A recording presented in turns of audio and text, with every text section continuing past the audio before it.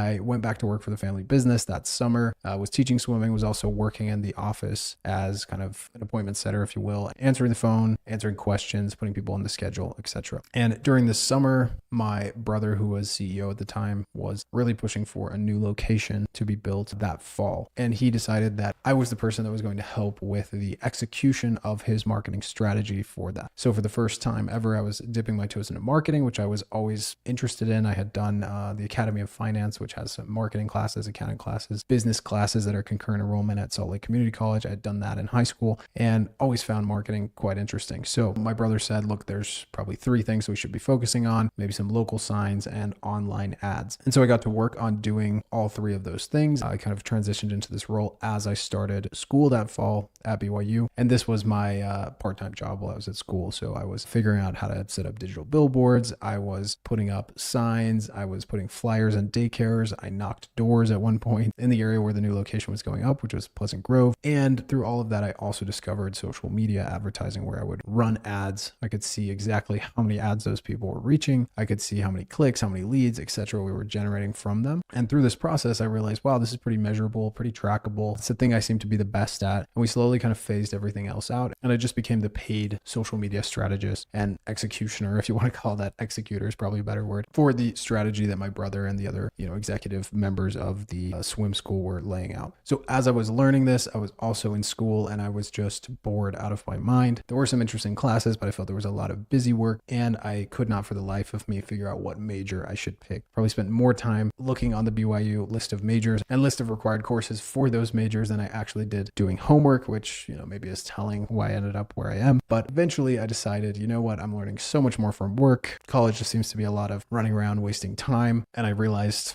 in a moment of epiphany one day, walking back from a class in the morning, that I didn't actually need a formal university education to get where I wanted to go in life and to do what I wanted to do. So I finished my second semester at BYU and I decided, you know what, I'm going to take these skills that I've learned on how to run Facebook and Instagram ads, was the only ones I had run at that time, and I'm going to start an agency. And maybe I'll go more into depth about how this period went in a future episode at some point. But basically what happened is I started reaching out to orthodontists after I had a conversation with a friend one night that said, hey, you should try marketing for orthodontists. They always need new patients because they just treat them and then they need the next set of them to come in, and they have relatively high lifetime value and they tend to have money to spend on marketing. So I figured good enough for me, may as well reach out. So I started doing some market research, talking to some friends of friends that were orthodontists, calling in, just saying, hey, can I ask you a few questions? And one of those people that I reached out to, actually the very first one, ended up becoming a client of mine, and they're actually still a client today, which is pretty cool, almost 5.5 years later at the time of recording this episode. And so I started running ads for them. They really liked the results. And then I was able to leverage the experience that I had with them to then get my next client, which was in Florida, and my third client after that, which was also in Florida. So I had one in Utah and 2 in Florida. I didn't fly out to the people in Florida. I just managed everything remotely, met them remotely, and I was charging around $1,000 per month for my services at this time. And in addition to that, these businesses were spending on ads. As that summer progressed after my second semester at college, I was able to close a few more orthodontists. I think I ended up the summer with like 6. And then I continued to bring on about 1, 2, 3, 4 orthodontists into my marketing agency for the next 3 years. During that time, I also partnered up with somebody. I had a lot of employees come in and out. And by a lot, I mean maybe 20 total people who worked for me, but a core group of about 6 to 8 employees